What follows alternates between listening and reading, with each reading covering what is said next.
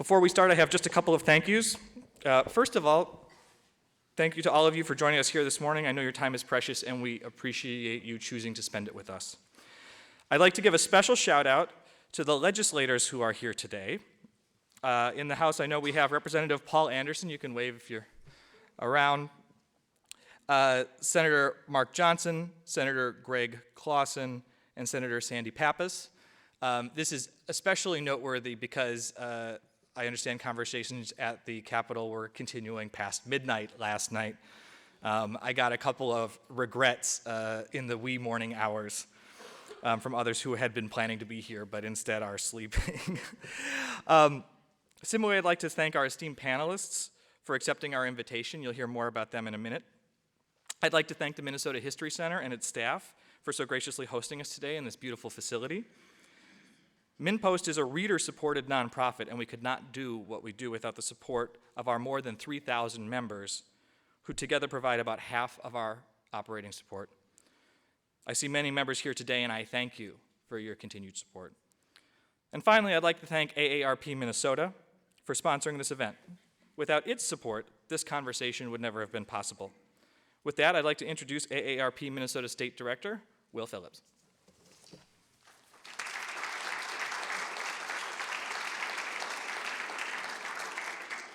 Good morning, and thanks, Andy, for that, and of course, thanks to MinnPost for putting this discussion together for this morning, and thank you all for being here. As many of you know, AARP is a nonprofit, nonpartisan membership organization with nearly 660,000 members here in Minnesota, and our vision is to create a society in which all people live with dignity and purpose and fulfill their goals and dreams. So I think it should come as no surprise to anyone that we're here and interested in supporting and encouraging a discussion like the one that we'll be having here this morning. The expectations and ideas about retirement have changed for so many of us, and a variety of factors have contributed to growing challenges that workers face here in Minnesota and across the country, and how they're able to build economic security for themselves and their families. And some of the numbers you'll hear today are startling. Numbers like near 40% of Minnesota workers who do not have access to retirement savings plan at work, or the typical near retirement household with just $12,000 in savings, and so on. And so we absolutely should spend some time understanding the challenges that confront our people and our state as a whole. But I think important to us is that we've got to begin moving forward with solutions. And that's why today's discussion is so important. How can we help Minnesota workers save for a secure financial future, and what is your role? Those are the questions I'm looking forward to digging into today, and to help us dig into those and others is our moderator for today's discussion, MinnPost Managing Editor, Susan Albright. Please help me welcome Susan to the stage. Thank you.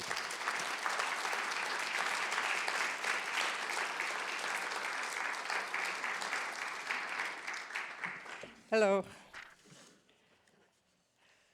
As the first wave of baby boomers are beginning to retire, there's every reason to be concerned about both them and the succeeding generations that'll follow them.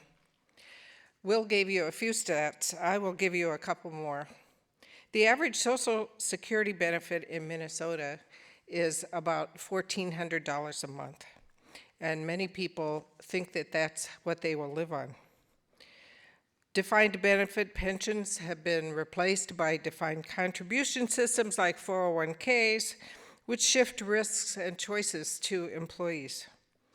Many of the employees who have access to such plans are confused about their options, don't think they can afford to put money aside, or for whatever reason don't fully participate in the program or realize the gains they could if they were better informed about the need to save and about investing itself. Of the 873,000 approximately Minnesotans who don't have access to any kind of retirement plan, many are of color, are women, are part-time workers, and many of them are confused about and overwhelmed by the array of financial services available to them.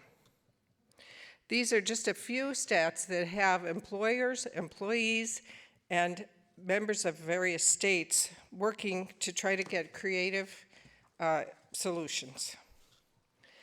The range of potential actions is very wide, everything from educating employers and educating employees, all the way to new state-administered plans that a number of states are exploring for employers who haven't created plans of their own. Such plans are both the subject of a new Minnesota Management and Budget Report released March 24th and of legislation introduced this week in the legislature. Today we'll explore from several perspectives the savings challenge and what we can do to address it. Our panelists, three of whom will join me on stage shortly, are Angela Antonelli, the Executive Director of the Center for Retirement Initiatives at Georgetown University, Emily Johnson-Piper, the Commissioner of Minnesota's Department of Human Services, Teresa Rasmussen, President of Thrivent Financial, and Doug Loon, President of the Minnesota Chamber of Commerce. We will begin with Angela's overview of the Savings Challenge and how various states are experimenting with meeting that challenge. Unfortunately, yesterday, storms in Washington caused the cancellation of Angela's flight. So she and her PowerPoint will join us via video. She will start by giving us an overview of this whole situation. And then our panelists will offer their perspectives from their sectors on how to meet the challenge. So I present to you Angela from Georgetown. Thank you, Susan. Good morning, everybody. It's great to be with you. And, again, I'm so sorry I couldn't be there because of the bad weather here in Washington, D.C., and that was passing through the country the past couple of days. But thank you to MinPost. Thank you to AARP Minnesota, for hosting this event today. And I'm just glad that technology allowed me to still be able to be part of this conversation. So as Susan said, she asked me to sort of set the context about the Retirement Savings Challenge and what's being done to address the challenges, and more specifically, what's being done by the states and why. So why are states acting today? Minnesota, as Susan said, there is a report that recently has been issued that talks about the retirement savings challenges and options to be considered in Minnesota. Legislation that has been drafted. There will be hearings and discussions, no doubt, around all of that. And Minnesota is, like many other states, as I will show you very, very soon, taking these kinds of actions to start to address the retirement savings crisis. And why are they doing that? They're doing it because it is a major financial concern for American families today. And it has been that way for more than a decade. Gallup polling has shown that the fear of outliving savings is significant. People are not saving enough for retirement, and they have serious concerns that as they age, the money that they do have will not last through their lifetime. And the reality is Social Security is just simply not going to be enough to cover those expenses in retirement. I mean, the numbers are already very stark and disturbing with respect to the amount of our population that is dependent very heavily on Social Security. Today, almost half of unmarried retirees rely for Social Security for 90% of their income. And more than a quarter of married couples that are retired rely on Social Security for more than 90% of their income.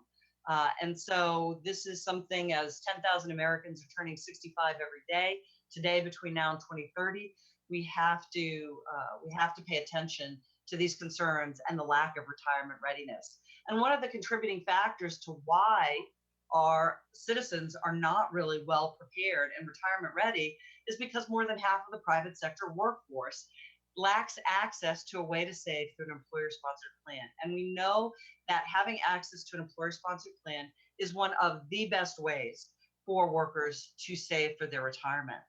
And what are the consequences? Policymakers are acting in the states because they see the lack of retirement readiness, and they understand that there are long-term budget and economic consequences to not taking action.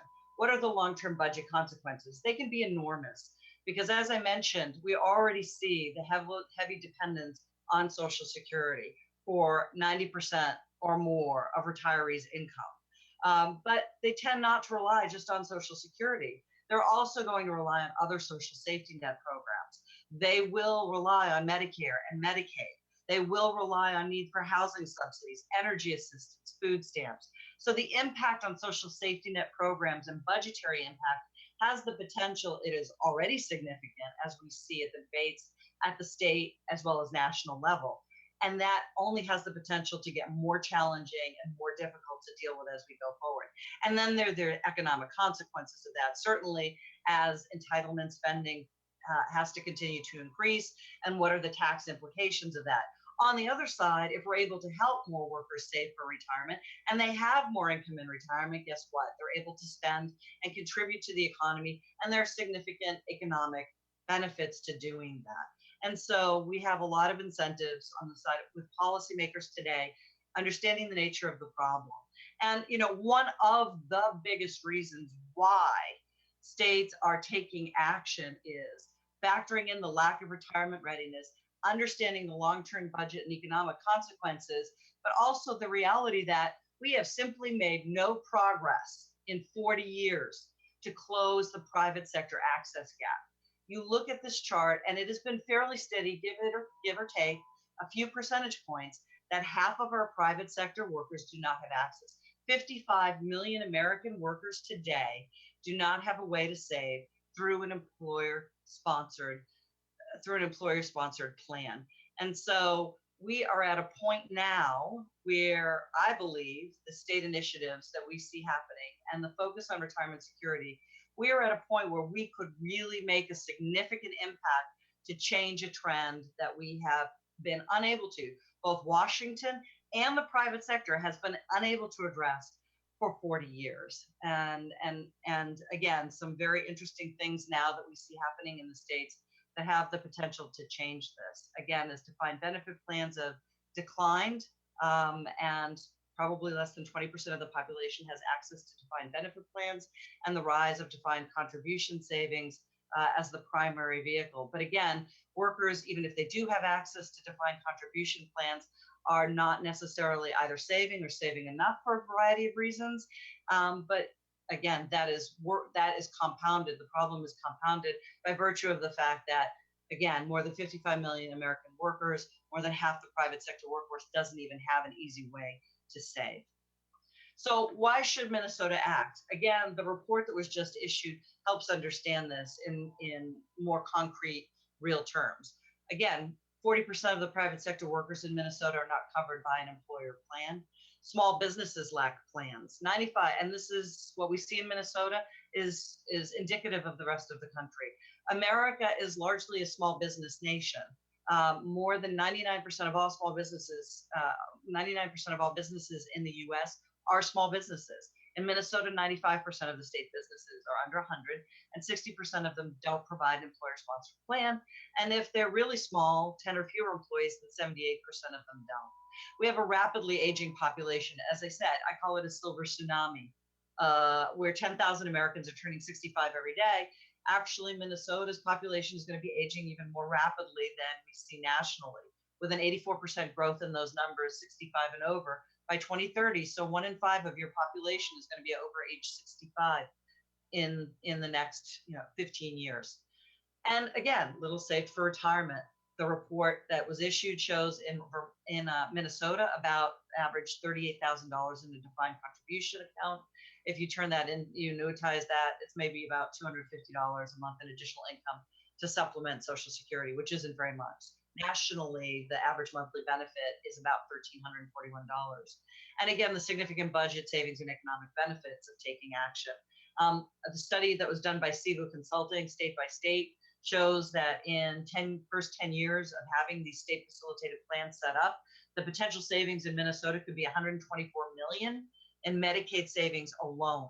And actually in Minnesota, that savings, I'm not real familiar with what's happening in Minnesota with your Medicaid program, but that cost savings actually is in the top 10 of the states for the potential savings in Medicaid through if you had a state facilitated plan.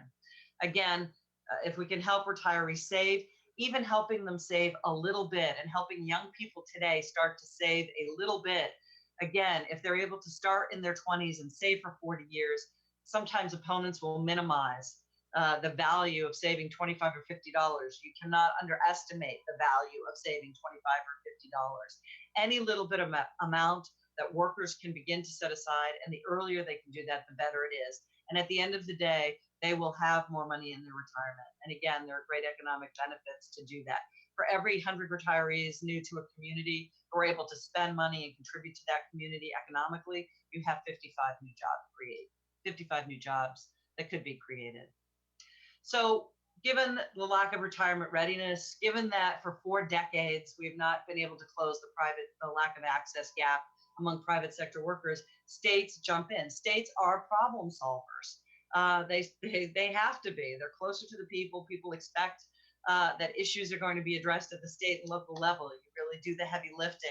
Minnesota was one of the first states to highlight the challenges with respect to retirement readiness in 2014 in launching that study that you now have. And it really helped propel other states. Again, I'll show you just how much we've accomplished in just a few years. So states are stepping up. Their goal is to design simple, effective, low-cost, easy, accessible, and effective savings options for private sector workers. There's strong bipartisan support for this, contrary to what you might hear. 75% of Americans polled support state-facilitated plans.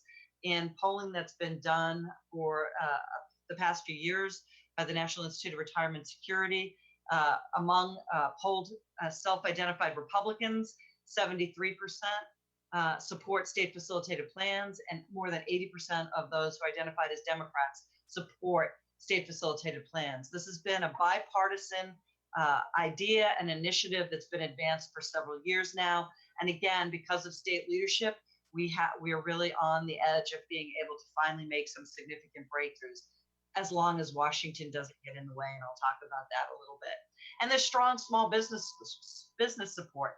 And I want to emphasize what my experience has been working with, and I work with more than 25 states on a regular basis, that when you actually talk to small businesses in the states, as opposed to having it filtered through national organizations that supposedly represent small businesses are very encouraging and supportive of state facilitated plans.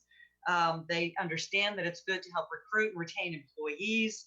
And quite honestly, in some cases, the existence of a state facilitated plan sort of as a nudge is just going to help overall encourage greater retirement plan adoption by more employers. So there are great benefits to these actions. This is the map. Since 2012, 40 states have considered or enacted private sector retirement initiatives. This is phenomenal progress in a very short time.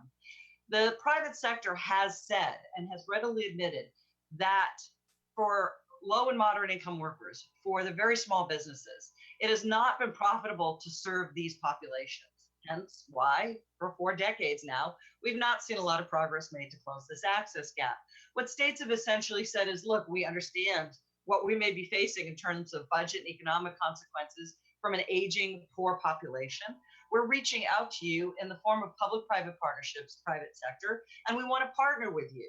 And working with you, we will bring you into the fold, and through setting up a state-facilitated program, work with you, because these programs will be administered by outside third parties, namely the financial industry and others, to help bring together low and moderate income workers and get these small businesses in, and in fact, make it easier for the private sector to serve these populations.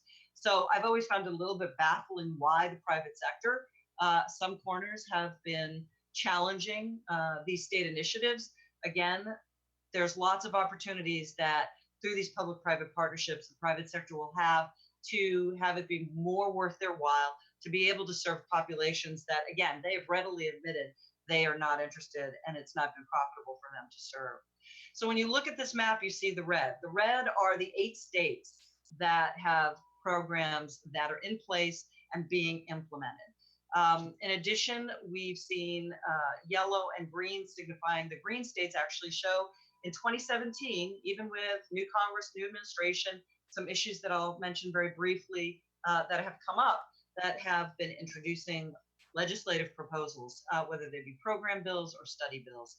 But again, overall, just since 2012, and really between 2014 and 2017, we've seen all but 10 states start to focus on the issue of retirement security. It's phenomenal progress, and hopefully Washington will not interfere with that. 8 states and 3 models adopted to date, as I mentioned. So when you look at this, these are all of the options that states have to choose from. And we continue, and the beauty of the state level action is the ability to experiment and to innovate. So what you see here is very quickly the 5 states, California, Illinois, Oregon, Maryland, and Connecticut, that have the mandatory auto-enroll IRA programs. And then we have Washington and New Jersey with marketplaces. You see that on the right side, on the lower, number 3. And then you have Massachusetts on the right side, and number 2 with a prototype plan, which is targeted for nonprofits. Again, most of these options are all voluntary. You have on the left side the ERISA exempt, which are largely the payroll deduction IRA approach. Number 2 is the auto enroll. DOL, the U.S. Department of Labor, between 2015 and 2016, basically issued rules and guidance that sort of set this framework for these options of what's ERISA exempt, which are the options you see on the left side related to IRAs, and on the ERISA-based plans on the right side of your screen, which are the multiple employer type plans. They allow for state open MEPs, and I point out they allow for state facilitated open MEPs. One of the challenges and controversies is that they didn't open the MEPs for the private sector. That's something that Washington is considering doing as well. They've been considering it legislatively for a few years, and they will likely, probably the likelihood of seeing that happen this year is probably the best it's been. And then you have master prototype plans and the marketplace options. But let me point out to you the bottom, the combination of multi-tiered options. So given these 6 options that you see on the top part of the slide, what we've seen states, again, be innovative is thinking about how we can combine these different options that we have. Could we have a voluntary open MEP? If it's an ERISA plan, it must be voluntary for employers. So understanding that, let's try a voluntary state facilitated open MEP and see how that is. In the event that perhaps there isn't the uptake that you would expect, then we'll also make available an auto IRA program, whether it be a plain payroll deduction IRA or it could be a mandatory auto IRA. So again, combining these different options is the direction that now, with lessons learned and progress that's been made, states are considering combining and thinking in new ways about how to address this problem and construct these program designs. Some of the lessons I just want to share with you really quickly in Minnesota, as you think about designing legislation and a program, in many of the states, they had to take the time to understand their states, their population, what the small businesses look like, the industries. We talk about the contingent and gig workforce, a lot of independent contractors. What will you do with that? Engaging and bringing a lot of stakeholders to the table early and often. Treasurers, who are often tasked to implement these programs, spend a lot of time going around their states and having discussions with stakeholders and small businesses. And in doing that, it helps refine the overall policy goals and objectives so that you make the right program design decision and what works best for your states. And ultimately, what we've now seen after a few years of experience is states drafting bills, they're not nearly as specific with respect to locking in program design details, because what they've learned is they will learn and they need to be flexible and to adjust. And so as setting up oversight boards, delegating to those boards the responsibilities to figure out a lot of the design details, default contribution rates, what the product is that's going to be offered, and so on, and employers that can participate. And in states that are getting ready to launch, they're doing it through pilot tests and more phased-in approaches. So taking a very methodical approach to ensure success. And at the end of the day, obviously, with state programs and public programs generally, transparency and accountability are must. And so taking the time to make sure that the process is always an open process, because at the end of the day, the public will hold you accountable for your programs and the results of those programs and the dollars that are spent. So what to watch in 2017? You have a new Congress and administration. So 2 months now has felt like 2 years sitting here in Washington. There's a lot that's still to be determined and discussed. We will have to see what a new administration and Congress does with respect to the DOL rules that again, when I showed you the options that are available. It's possible that the Congress may rescind the safe harbor that allows for mandatory auto enroll IRAs to be exempt from ERISA. However, if that does happen, that does not stop state programs. It may create some uncertainty and just simply takes it back to where we were in 2015, where states were asking DOL, hi, we've passed these laws, we want to move forward with these programs. We'd really appreciate if you tell us whether or not they're subject to ERISA. That's exactly what DOL did. To the extent they rescind the rules, there's just some uncertainty around that. And ultimately, the programs can move forward. And more than likely, the ERISA applicability to those plans will be determined probably through litigation. Tax reform, the retirement savings system is all underpinned through tax law and the tax code. And so what will happen there will have a significant impact on retirement savings. And we need to watch that with respect to IRAs, 401ks, employer-sponsored plans. Big is that Washington and Oregon are going to be the first states to launch in 2017, again, with pilot programs in the second half of this year, and then hopefully full launch in 2018. One of the great things with the state nudge and seeing all of this state activity is that, quite honestly, I think the private sector has realized they had to up their game in response to what they see happening. And quite honestly, the fact that the status quo is just not working. Something has to change. Somebody has to do something. States are doing that, but the private sector is getting the push. And so the role of technology, especially with millennials, having savings on, apps on phones, really easy, simple use of technology that makes it easy to make those decisions to start to save. Investment education efforts, I don't know if you all see it, but I certainly see it, whether it's Prudential, Fidelity, Vanguard, pick your company.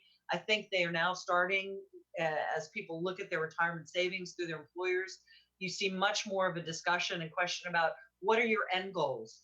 Do you feel like you're prepared for retirement? Rather than what it's been, just savings for savings sake and no real talk about lifetime income, more discussion around that and education around that and what you need to do as an individual to adequately prepare.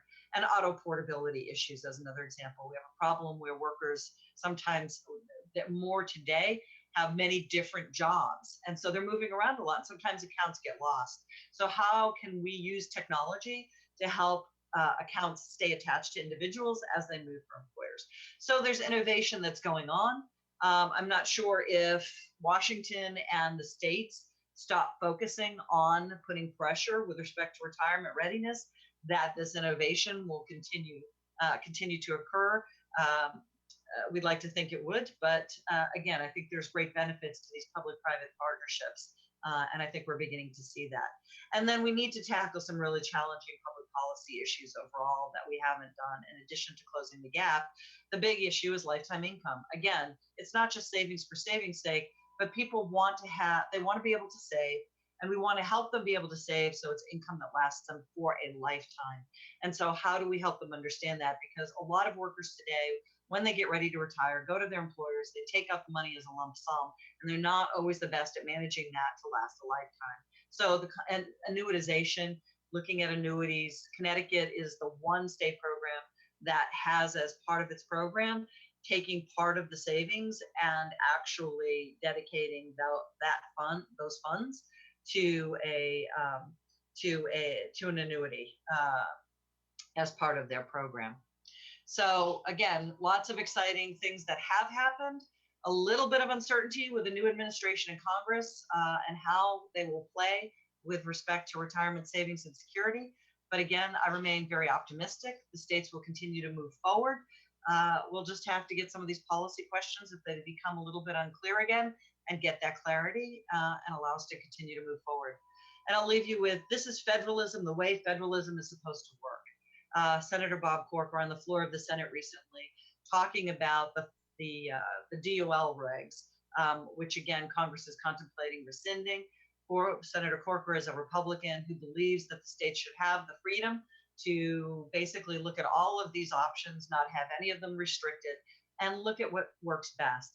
And I believe that over time, it's a little bit messy and we have lots of different things going on right now with the states, but over time, with state experimentation and innovation, we will learn and we will get better at understanding what works.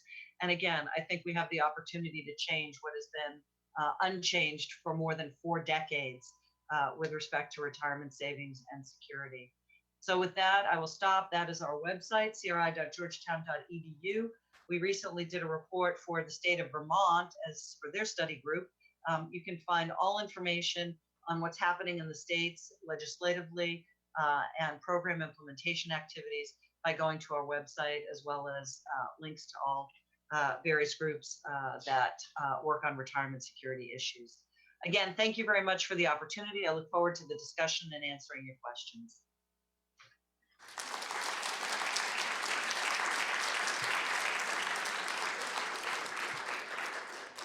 Thank you very much, Angela, for the overview, and I'd like to now invite our panelists to come up to the stage, and we'll get some more perspectives.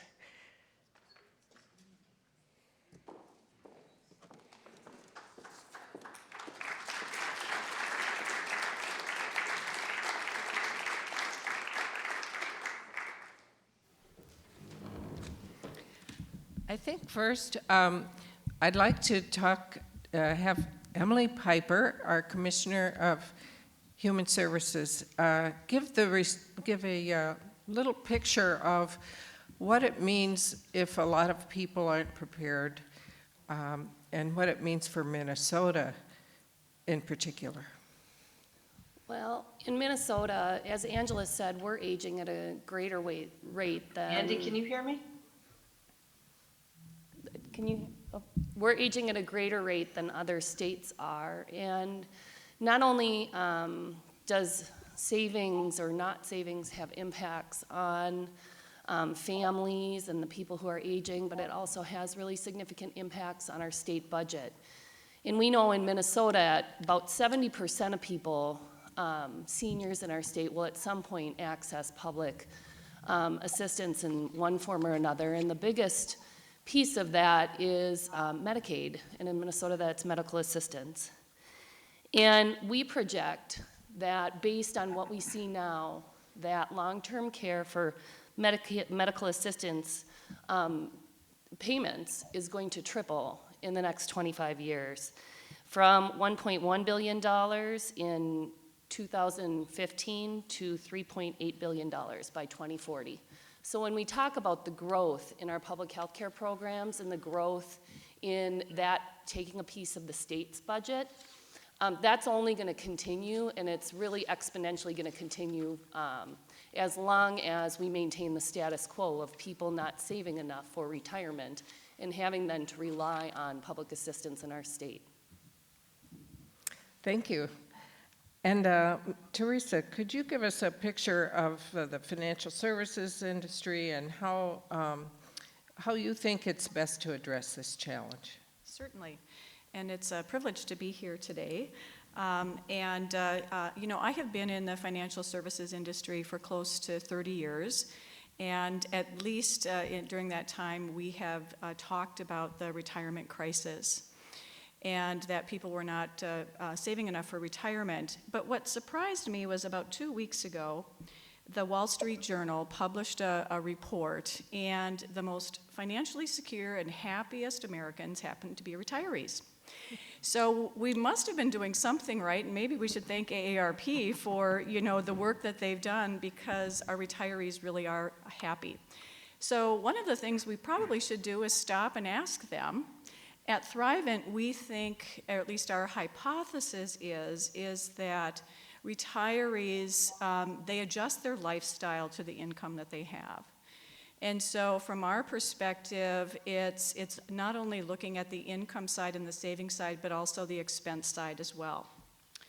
So I'm going to start with really on the generational side, because I think planning early in your career, as Angela said, is critical. And so with millennials, and I have 2 of them, and despite the fact I've spent most of my career in financial services, they're the first to say they're financially illiterate. And so I would say, you know, making sure that we have great education programs for them. The millennials know, and the surveys support, that they are not counting on Social Security. They know that they have to save for retirement. They just don't know what to do. And so, you know, if they're, and my daughter fortunately is lucky enough to be employed, and so when she signed up for her benefits, she called her mother and she said, "Mom, what do I do? It's this auto pay or auto enroll." And I said, "That's a good thing." And it's, you know, this escalation, and we figured out, you know, how much she should save in her 401k plan. Now, going back again 30 years ago when I started my career, and my parents gave me the advice that, you know, you should always pay yourself first. And so out of my paycheck, I had my 401k, I had my emergency savings, and I learned to live on what was left. And so I think getting back to basic planning for our millennials to make sure that they have the education and they're saving not only for retirement, but for those emergencies that will inevitably come. And so it's really kind of getting more at, you know, that expense side. Now, today's millennials have a tremendous amount of student debt, and so there's a practical problem here too. And I think our message is always, it's nice to look at macro data, but you have to get personal and practical here. And so, you know, really looking at individual situations and helping them create a plan, and so that they can start on, you know, really the path of a secure financial future. So in the millennials case, you know, they consume information on the internet, and so I think we have a whole host of opportunity there to really create some education programs and help them get on this healthy path. The other thing, while we know the retirees are the most happy and the most financially secure in retirement, it's those pre-retirees. And so let's talk about the millennials' parents, the baby boomers who haven't retired yet, and the Gen Xers. They're scared, and I think because they don't know how much they need in retirement, and we've been talking about accumulation, but we've never been talking about, you know, what do you need to do in retirement, or how much is enough in retirement? And so we have to start having that conversation. But as families, there was just a report issued, I think this week, talking about how families, multi-generational families, don't talk about their financial affairs, whether it's elderly parents and where's anything in their house, or it's bestowing values to your kids on you know, how you should save. And what is your relationship with money? So I do think encouraging families to start to have those conversations. Hopefully, you know, I do think the Gen Xers and the baby boomers who haven't retired, who are worried, you know, let's equip your kids, and so they're not worried when they reach your age, and that they're fully prepared. The other thing I would say is that with the pre-retireds who are scared, talking about a crisis just makes them scareder. And so you have to give hope. And doing little things and getting them on the path is better than doing nothing. And so if you set out a goal that's totally impossible to achieve, it's very demotivating. And it really doesn't motivate. I mean, it's just kind of like, well, I guess the state's just going to have to take care of me. And so I think some of the things that we would say is getting personal and practical is you shouldn't have a mortgage when you're retired. Your home and your health are the two big expenses you're going to have in retirement. And so you should not have a mortgage because that's a big expense. Then let's talk about your health. As Commissioner Piper said, you know, basically it's the Medicare and Medicaid that's going to be the big issue, and that's with long-term care. And if there is a crisis, it's really around long-term care, making sure that people have the ability to access health care. And so if there's anything that the public and private sector should be working on, it's focusing on long-term care. The thing I would leave with is this, is that There are a whole host of tactics, I think, from an education program on making sure that retirees are mortgage-free at 65. There are a whole host of programs on helping people manage the expense side, because people, you only have a limited amount of income on the revenue side, and so if you're going to free up dollars to save, you've got to address the expense side. So let's actually have these campaigns, and let's also reach out to these small employers and help them with education. Many of them, just like our millennials, are overwhelmed by the choices, and they need help. They need someone that can sort through all of the options that they have. I'll leave you with this funny story. I was in Chicago earlier this week, and it was an executive summit of, we're a fraternal benefit society, so it was the fraternal benefit societies, and one of my colleagues just turned 65. He'd been in financial services his entire career, and he said, Terry, he goes, oh my gosh, I had no idea all the options. I need help. I need someone to help me pick which plan I should have. And I said, yeah, and we're in this industry. We should know. And so it is complex. You do need an advisor. You need someone that can help you make choices and help you get on a good path of financial security. Thank you, Teresa.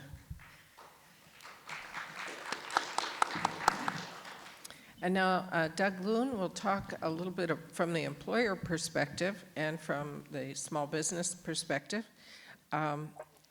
What should we do, Doug? Thank you, Susan. First, let me say thank you to MinPost and the AARP for sponsoring today's program. This is a very important, weighty topic. Certainly, the business community has a role in this discussion, and we welcome it. At the Minnesota Chamber, we have 2,300 member businesses statewide, large and small, all corners of the state represented, all sectors of the business community represented. The bulk of our members are small businesses, and much of the discussion today is around the shared responsibility of the business community in securing economic security. Certainly that's in the interest of every business in the state. We at the Minnesota Chamber like to think about how do we help facilitate and drive economic opportunity generally for all Minnesotans to, if they want to, start a business, grow that business, become successful with it, and keep it right here in Minnesota. That's fundamentally what we try to do at the legislature with the agencies, both through private sector solutions and public sector solutions. So we see this also as an urgent matter, and I agree with Teresa. Is it really a crisis? And I agree, yes, there's a need for this, but Minnesota does pretty well. The data that Pew Research put out, Minnesota is second best among 50 states, with 69% of workers having access to retirement plans within their business. And that participation is actually pretty strong at 61%. Do we have room to grow? Is there headroom yet? Absolutely. The question is on the table is how do we do that?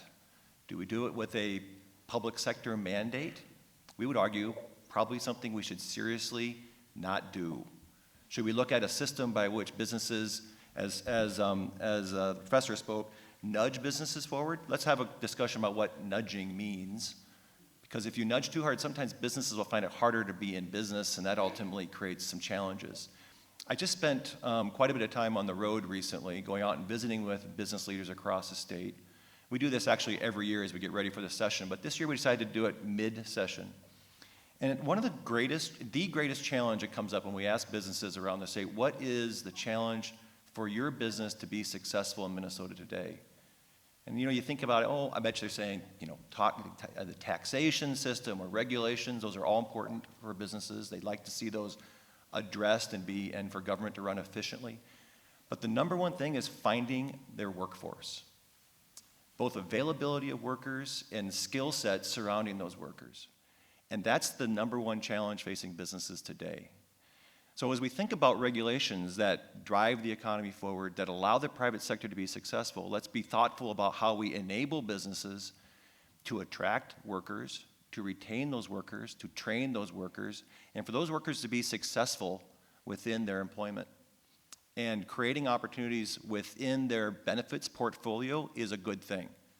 Businesses need the flexibility, though, to craft those portfolios of benefits that meets the unique needs of that business and the needs of their employees. So there needs to be a conversation between employers and employees about their benefit packages, and we believe that occurs. Small businesses are particularly challenged in this space because their margins are much narrower. When they have a responsibility providing benefits, there's a cost to their business, and the complexity surrounding that is always a burden on those businesses. So you add that to the competitive marketplace that they're in, not just statewide, but nationally and globally. That's a challenge for small businesses. And layering on new mandates on that, we caution against greatly from the Minnesota Chamber perspective. Now, Teresa mentioned also this thing that we call economic literacy, financial literacy. We all have a responsibility to not only educate ourselves, but the next generation and the next generation. Helping them understand what it takes to balance a checkbook, show up for work, right? Be successful, but also know how to manage your finances. I think we've done a disservice. I think that's a generational thing here in Minnesota and around the country. But it's also something I think educators have a responsibility in as well. And I think the legislature has done some work in this area and continue to probably do more work to help really build the fundamentals of understanding what a personal responsibility is, and in partnership with your employer so that you can be economically successful and manage your personal affairs so that you know that you need a retirement savings. That in many cases your employer is offering you a vehicle, take advantage of it. It's surprising to me that when they are offered it many times, sometimes they don't take them up on it, right? So even if they do offer it, they sometimes opt out. So why is that? And I think that goes back to economic literacy and making sure that individuals understand what their opportunities are in front of them and make it easy for them to understand. There is complexity to being a responsible citizen dealing with your own finances. I was lucky. I grew up in a family that did help us, encourage us to save. I was also lucky. I had basically 3 fundamental employers in my career, and all 3 offered a plan. So I was lucky. That's not always the case, but you can take personal responsibility and understand your economic situation and build yourself towards retirement if you understand the fundamentals of that. And I think we need to do a better job of that, both within our families and within our education institutions and with your employer. Thank you. Thank you, Doug. Good. I'd like to explore a little bit about these sort of behavioral nudges. Angela has written about this. Angela, are you still with us? Yes. I wonder if you could talk a little bit about the kinds of nudges that can be built into systems that both help the employer and the employee in the case of trying to have actions that work, even if people don't have economic literacy. Well, again, there's the area of behavioral economic research has really sort of taken off in the past few years, and there are a number of great scholars working in this area of research. Bridget Madrian at Harvard. We have Richard Thaler and Cass Sunstein, who've written books about the benefits of providing tools and nudges to help folks basically act in their best interests. I think, economic theory suggests that people always have perfect information and will always take actions in their best interests, and in this case, in their financial best interests. And we know that that's not the case. I mean, human nature sort of factors into it and doesn't always lead to those perfect outcomes. And so the concept of these tools and nudges, in the case of retirement savings plans, what we talk about, again, in talking about having the benefits of a plan offered to workers through their place of employment is because we know that their workers are 15 times more likely to save if they have access to an employer-sponsored plan. So simply having that easy access is an example. But in the design of the plans itself, auto-enrollment. If you have auto-enrollment as part of a plan, so Vanguard did a study where they looked at auto-enrollment and its effect on participation in a plan. And it essentially doubled participation in the plan from somewhere around 42% to 91% participation. Auto escalation, which is also a feature that's available in 401k plans, as an example, where there might be a 1% increase sort of built in year after year. Again, that's another way. Once people are automatically enrolled, 80% of the population that participates will stay in. They will not opt out. So we know that these kinds of tools work. Financial education, Bridget Madrian has talked about this a lot. I think when people look at how people save, one of the interesting things on retirement savings is a lot of people will say the employer match is the most important thing that will get people to save. And there's no question that an employer match obviously is beneficial. It adds to the amount that employees can save.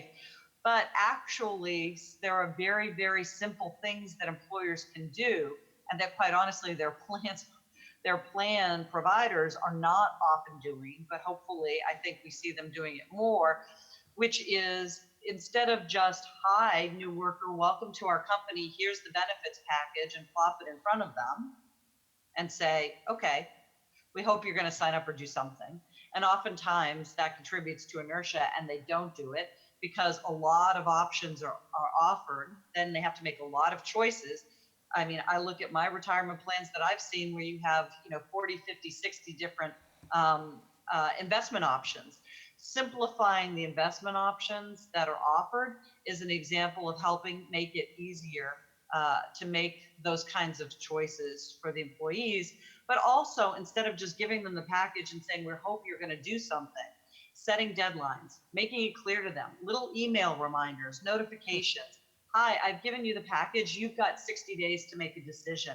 And once you've made that decision, you're not going to get to change it for another 6 months or a year.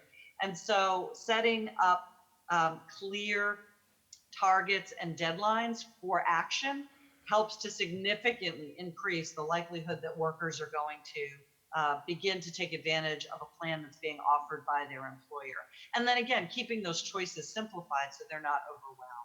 So again, there are lots of options. And again, on the financial education, where again, I think the private sector is stepping up and beginning to do more to provide information to their employees and saying, you're saving for retirement, but what's your goal? What do you want to be able to do in retirement? And enter in your assets, your liabilities, and start having a real dialogue about what you want to see and envision when you retire. And again, that can be very helpful. So there are lots of different tools and nudges that are actually quite simple beyond the notion of an employer match that we already know can have significant impact. Little steps, huge impact. Thank you. Before we open it up to questions, I'm wondering if any of you would like to make certain points in response to your colleagues. I'd like to. I want to answer the crisis question from my perspective. And when I think about Medicaid, it's about $11 billion a year in Minnesota. That's how big the program is. And seniors and people with disabilities make up about 19% in any given year of the population served on Medicaid. But they're already between 58 and 59% of the cost of the program.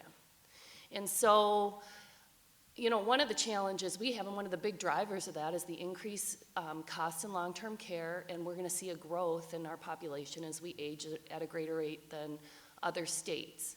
And so, one of the problems with that and with what's happening in Washington is that the changes that the federal government is making to Medicaid result in, the one that was being considered by the House resulted in the first 18 months a $2 billion cut to our Medicaid program and in federal funding. And so when we look at how states are going to have to deal with this, it's more immediate, I think, for state budgets and for people, many, a million people on Medicaid every year, and it's going to come home faster than I think, if there are the changes at the federal level, it's going to come home faster than we think, compounding the problems that we're up here talking about.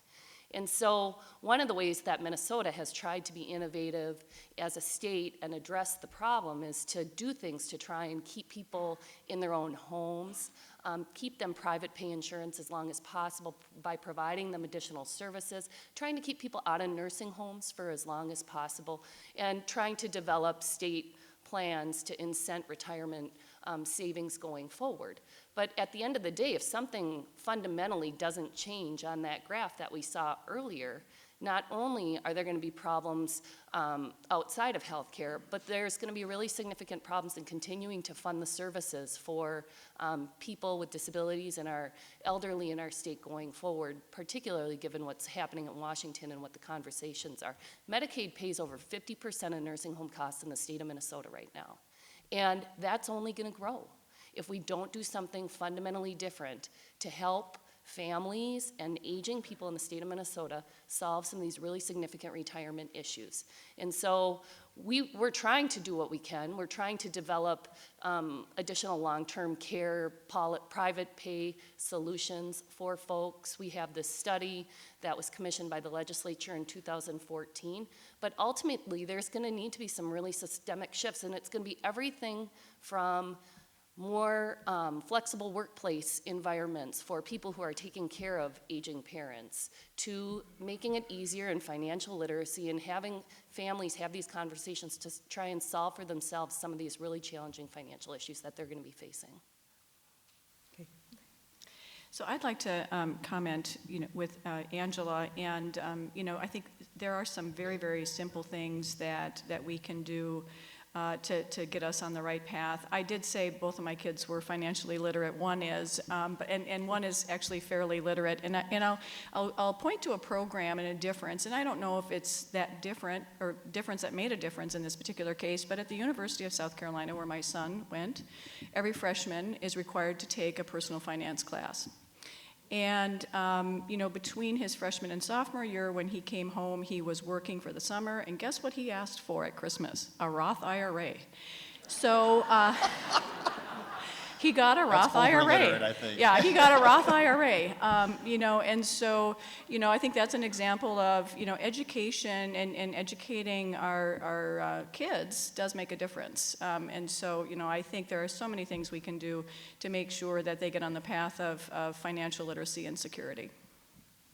Did you have another one? Sure, I'll put a finer point on, I think, the shared objective, and that is to have more employers offering plans in retirement vehicles with the specific target of the small businesses that the data showed earlier were particularly slow in offering these plans. Many times, as you know, small businesses start up, last for a while, some are very successful, make it for a long time, others shut their doors and become something else. So there's natural churn in the small business marketplace, so that's obviously a barrier too. But I think some of the ideas that have been in this area, and Angela talked about these a little bit earlier, that there are some innovative things that can be done to help small businesses, specifically the multiple employer plans, MEPs as she referred to them, I think are really a unique opportunity to allow small businesses to come together and create a purchasing pool, leveraging their capital more efficiently, limiting their exposure.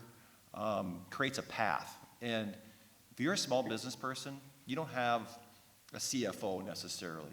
You have an accountant that is part of a firm probably. You're not going to have kind of the inside knowledge that you need. You need to rely on a third party, and being able for you to leverage a group to be in a purchasing pool together, I think is a very innovative approach. I think I would encourage policymakers to look at that here in Minnesota to see if there's some things that could be done to make that easier. But it would be a voluntary, it wouldn't be an auto-enroll, and it wouldn't be a mandate. But it can also be very important to small businesses to allow that targeted group to be more successful in this space. Thank you. Well, with that, I think we'd like to open this up to questions. We have two people here who will go up and down and bring microphones to you. So let's have some questions. Hi, my name is Steve Anderson. I'm a retired actuary. And one of my most interesting assignments was when the ALC and the LCA merged. They hired almost every consulting firm in the Twin Cities because one organization was contributing 9% to their pastors and the other was doing 12%. And they wanted to know, well, what's the right number? And I think everybody came up with the number somewhere between 9 and 12. We always thought that was kind of high. And one of the reasons it was high was that individual pastors are probably not going to make the best investment decisions. And so we did a little analysis. We thought, if people were investing more in equities than bonds, they could probably get that number down to 6 or 7%. So my question is, this seems like a very complicated problem. On the other hand, if we could just get everybody to put 6 or 7% into an equity index fund, in the next 30 or 40 years, this problem would go away. That's a fairly simple answer, but why isn't anybody trying to educate people to implement that? Someone want to take that on? It's in your space. Called out the Lutherans, Well, I think. he did, yeah. I would say, it is that simple when it's presented that way. And so I think, again, it's back to having families having that conversation. And so it's instilling in your children this notion that, pay yourself first. And here's the percentage that if asked, this is what I would do. It gets back to, just again, having this plan and having the conversation. I have a little bit different question, and that's the reality of the economics that many people in our country, and in Minnesota particularly, are facing. They just plain do not have economic resources to invest in retirement. We have a group of people who are maxed out with mortgages that owe a lot of money. They're debt-ridden. We have millennials who are debt-ridden to start with just by graduating from college, if they make it that far, because they can't really afford it, and more finances for that are going away. We also have a lot of people who are working 2 to 3 jobs, many of them which have, quote, no benefits, and they're just trying to survive on a day-to-day basis. So when they're faced with the question of whether I should put $10 or $20 into savings, or I should use that $10 or $20 to buy food for my kids to eat, they make the decision to buy the food for their kids to eat. There are many families in this state who are doubling up. You've got 2 or 3 families living in one household in order to pay the rent. So the reality is that I have not heard any of you address that on how do we, when there's a large percentage of our population that doesn't have any savings for retirement at all. They don't have 12,000, they don't have 0. So that's what they have, is 0, nothing. So my question to you is, how do we as a state address that group of people? Because they're the ones who are going to put all the costs for Medicare and everything else up because they have no means to retire. And they're making low wages, so they're going to draw a minimum amount of Social Security. So, this is the challenge. The people, I'm not worried at the people at the top 1% or, because they're going to have plenty of money. They don't even need Social Security. But the majority of people that I know need Social Security to live on. And, the challenge at the federal level is they want to take away that. They want to take away Medicare. There are many seniors that I know who now, today, are retired, but they're working part-time at least, and many full-time in order to make ends meet. This is the economic reality we're in. When we talk about the challenge of saving for retirement, we need to do a lot more if we're going to achieve that goal. I'd like to have anybody's response. Yeah. So I will start, and then hopefully my colleagues here will join in as well. So I couldn't agree more. I think consumerism and consumption have been issues, and that's really focusing on the expense side. So first, if you are a lower income person, Social Security will provide about 50% of your income in retirement. Now, most pundits will say you need 80 to 85% of your income in retirement, and so in that particular case, people are going to have to work part-time. That's their reality. And so, to me, I think we should think about tax policy. At that level, Social Security is not taxed, but when you have to work part-time, I think we need to actually look at that and say, is there something we can do so that the dollars that you get go further? The other thing I would say, and this is where we've done some studies at Thrivent as well, and so if you are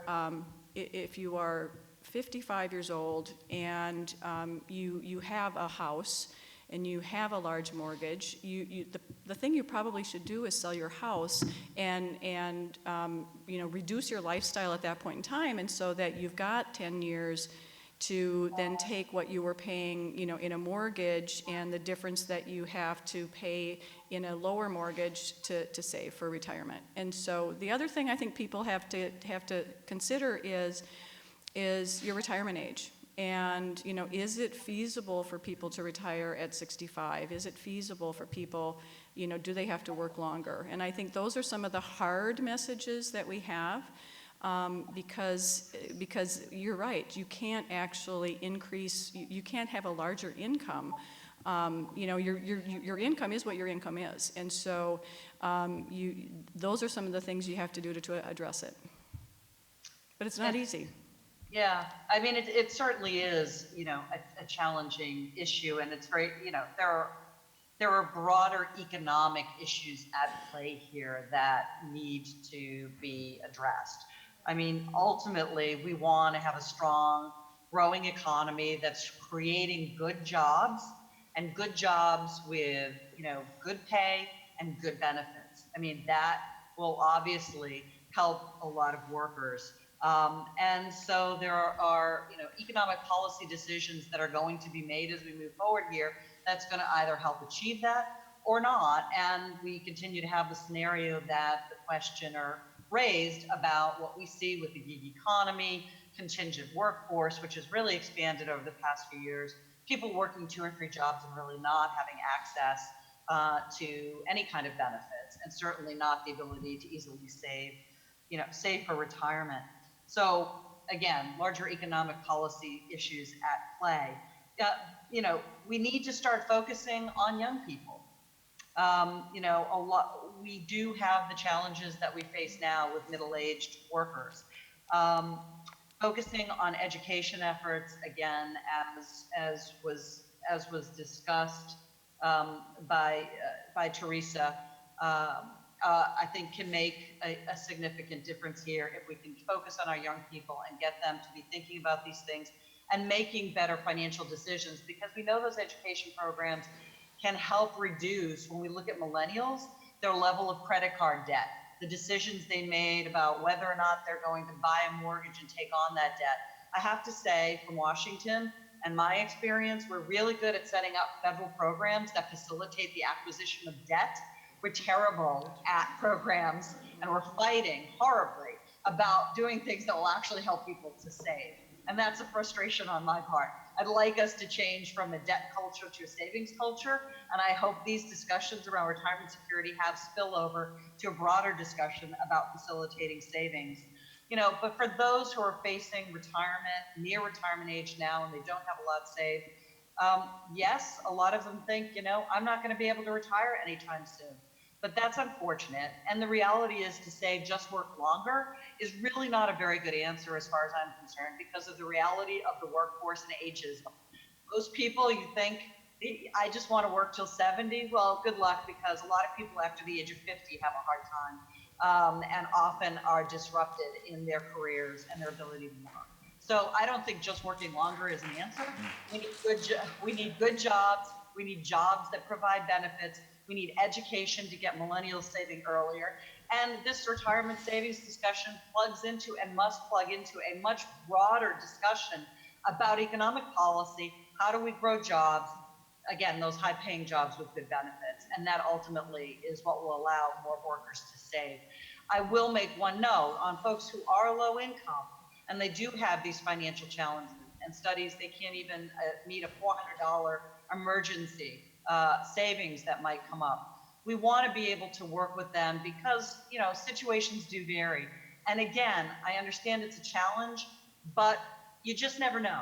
And if we're able to put in front of them a way to save, and it's a way to save for retirement, and one of the other things we're contemplating is, given these types of questions and concerns, which are very real, maybe there's a way that we can have an add-on type of savings arrangement that also helps facilitate saving for emergencies.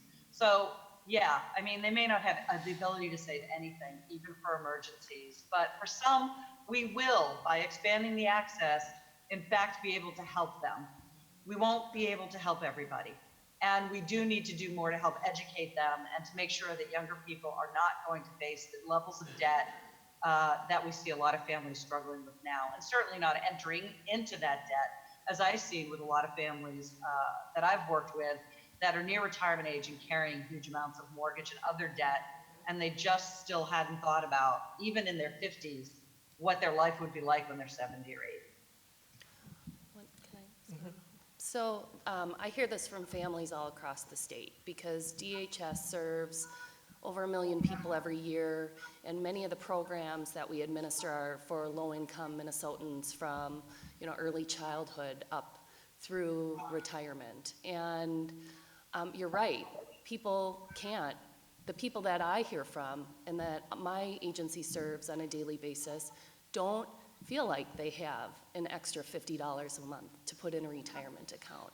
But for me, it's really important, regardless of that challenge, that we're trying to do everything we can, knowing that over a third of Minnesotans don't have any plan for long-term care for the future. In survey after survey that we conduct, we're trying to do what we can on the social services side to not only control cost, but also to help support people so that regardless of, or in addition to any savings that they have, they're supported and they can live as independently as possible.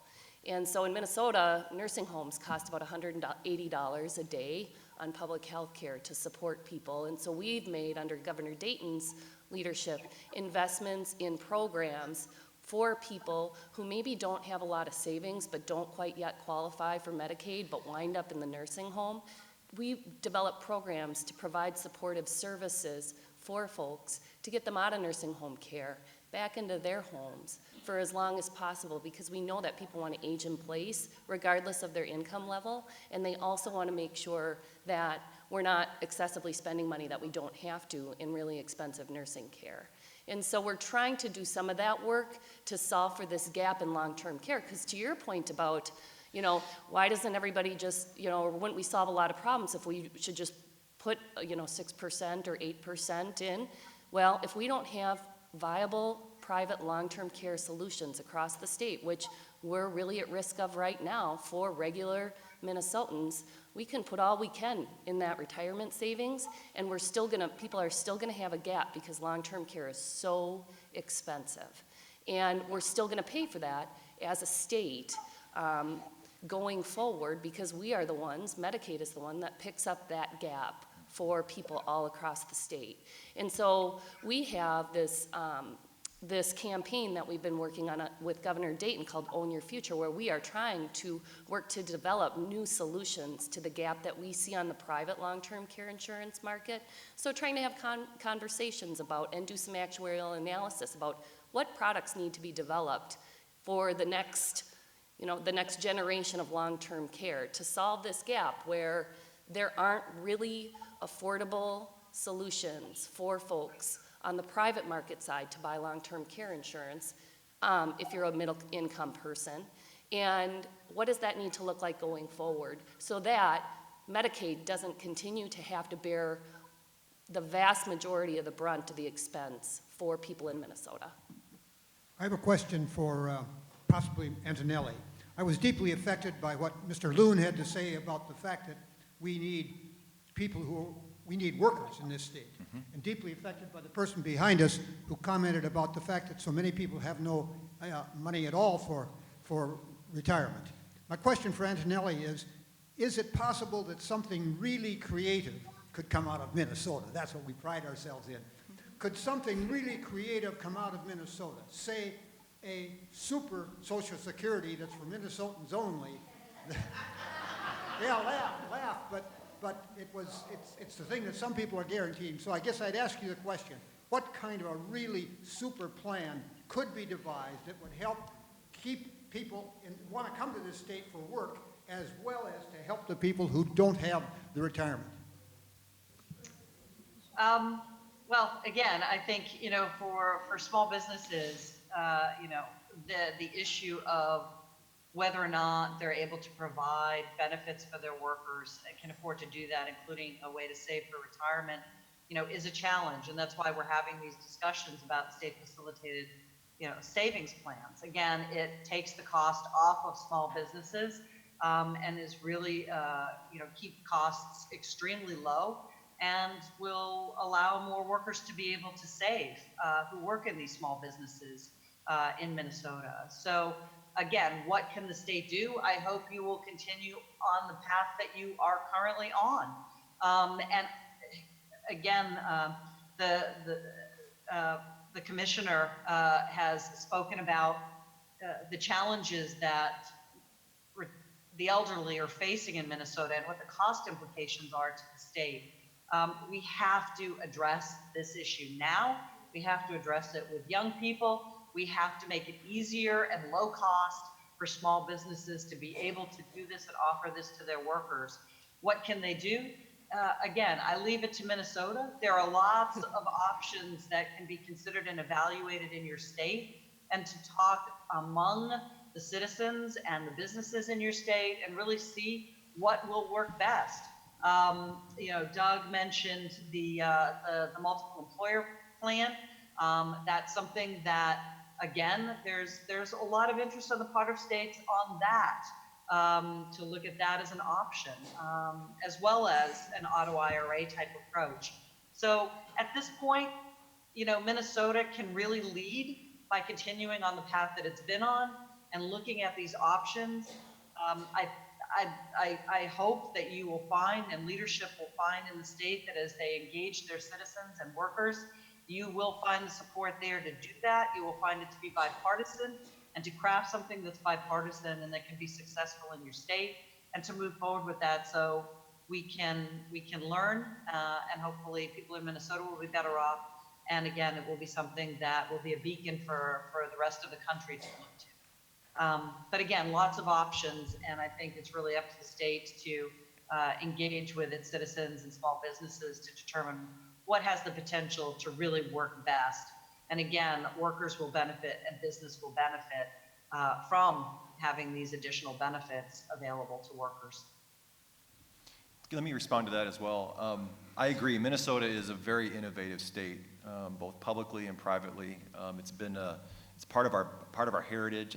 It's in our DNA, and fundamentally, and I'll go back to the question that came up earlier. Success in the area of economic success starts with access to a good job. And many times that's an entry-level job at a young age, and you move up the income ladder and you gain skills and you get retraining when necessary and you move up the income ladder. But we got to make sure that we create that opportunity at all levels of the income ladder. And as I said earlier, Minnesota's businesses are facing a serious challenge on finding workers that meet their needs today and their needs in the future. And our educational institutions need to meet that challenge, but we also got to make sure that that access thing to those jobs is critical. There's a lot of side components to the workforce challenge. Many times it's about not just skills or learning those skills, but it's also about soft skills. It's also about, showing up for work on time, showing up prepared to work. But it's also about, can you get to that job? We have pockets of high unemployment in the state. We need a mobility solution that allows people to get to those jobs, whether you're in northern Minnesota with a job maybe over in Alex, or if you're in North Minneapolis with a job in the southern suburbs. We got to make sure that people can get to where the jobs are. It's easier for that employee to move around than it is for the jobs to pick up and move. That's, because they're bricks and mortar many times. So part of the challenge is access through mobility, and there's also the affordability question of living in Minnesota.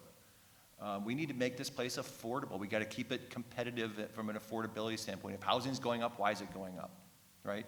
If the cost of goods and services are going up, why are they going up? And that goes back to the fundamentals of our economy. Can we make Minnesota an affordable place to live, an attractive place to live, so we can create access to good jobs, and the skill set challenge that creates people to move up that income ladder is part of the solution to your question, and we've been innovating in that space for a long time, and that can be part of the solution. I think we have a question over here. Thank you. My name is Barbara Jerry Klein, and I happen to be a Thrivent financial representative and have a master's degree in social work and was Lee Sueur County Human Services Director at one point, and was the department head in Hennepin County when Peter McLaughlin and I went to the legislature and added the social rehab benefit set. So I'm so thankful for this panel. This is a discussion that needs to happen. And I want to thank MinPost, Andy Steiner, for the work that she does in the mental health area in educating people on issues. That's so, so important. So a couple things I wanted to point out. When I came back, so I lived in California for 12 years, came back a year and a half ago. My husband had health issues, be close to family. When I saw Minnesota's long-term care partnership plan, I couldn't believe it. I had to go and meet with your staff to believe it was that good. Compared to California's, it is that good. It's so much more flexible, affordable, fabulous. The other thing I learned coming back is from looking for elder care attorneys, found out about the spousal impoverishment issue. I have the DHS bulletin. I have met with Ann Henry, who wants to meet with Thrive and educate financial advisors on the spousal impoverishment issue. It's huge, and almost no one understands it. And when I was Lee Sueur County Human Services Director, and we had way too many nursing home beds in Minnesota, there were women living there because they only had Social Security and couldn't afford to be anywhere else. Don't want to go back there again either. So, and then I wanted to add tax breaks. People don't simply know about tax breaks. Gee, they don't even know what their tax rate is. Gee, if I put more into retirement, I can pay less in taxes? Huge. So there's strategies here that people don't know because your average person doesn't think they need a financial advisor. And I hate the term wealth advisor because that really limits people from thinking about how they can get advice.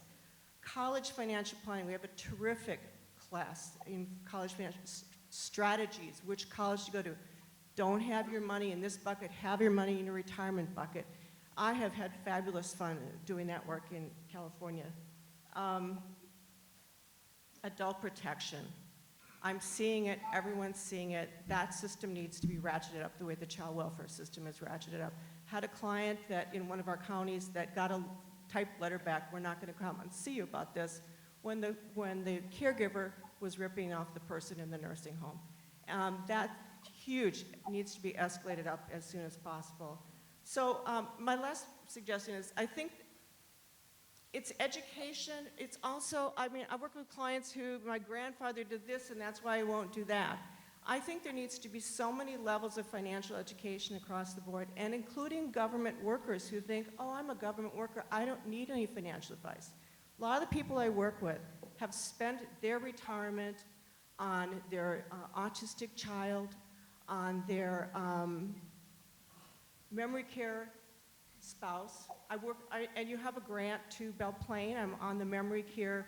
They're making a memory community down there. They're educating the community on memory. The numbers of people coming up with memory issues, Alzheimer's, is huge. The amount of need for day programming, huge. I work in New Prague. Half the county is Scott County, half the county is Lee Sueur County. They point to the state points to the health plans. Who's going to bring in day programs for people who need to pay out of pocket for that, and then they need to understand the tax break. And look at the tax breaks thing. I don't know why you have to get up to 10% to get a tax break for out-of-pocket health care expenses these days. Most people aren't able to do that, and that would help them to put more money in retirement if they got more tax breaks for out-of-pocket medical care. Thank you. I think Emily's going to respond a bit, and then I think we're out of time.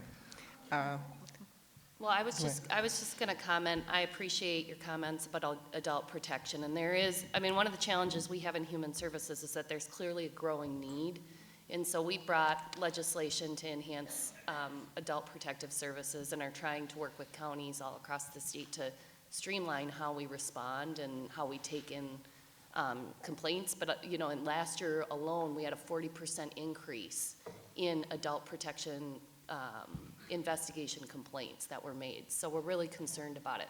I would say education is really important, and it's something that we should all have at the front of our mind, and it's clear that we have a lot of work to do, but access at the end of the day is just a key barrier. And I hear from folks, the other day, DHS is meeting with a group of moms on MFIP, which is our Minnesota Family Investment Program. And it's probably what you would consider what the most sort of traditional welfare program that we have in our state that we provide. And those moms were asking about, could we do something creative to help us take a piece of our MFIP funding and put it into a retirement account? Because we know we need to start saving. And these are moms, young moms with little kids who are poor, that don't have access to the tools that they need to effectively save. And so we need our systems, all of them, from what's driving our workforce challenges, what's driving people's access to workforce. Well, a big part of it for the population that I serve is access to affordable childcare. And it's not only where they live, but it's also the tools that they need to get to jobs and the barriers that they face. And until we solve that problem for the young families or the older families that need flexible work solutions from employers to take care of that aging parent or to do the work that they need to do to help support their loved one with a disability, the access component is going to be a really significant barrier for people. And so we have been really innovative in Minnesota. I agree with Doug.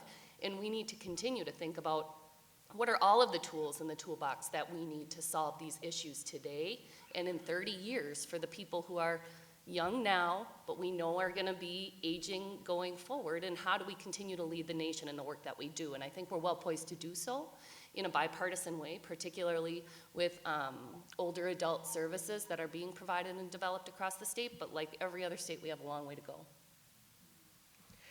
Well, I'm going to let Emily have the last word with that. And I want to thank this panel. This has been a very interesting discussion and a very important one. We're just starting this discussion in a broad way in Minnesota, and I hope you'll all keep talking. Thank you so much for coming.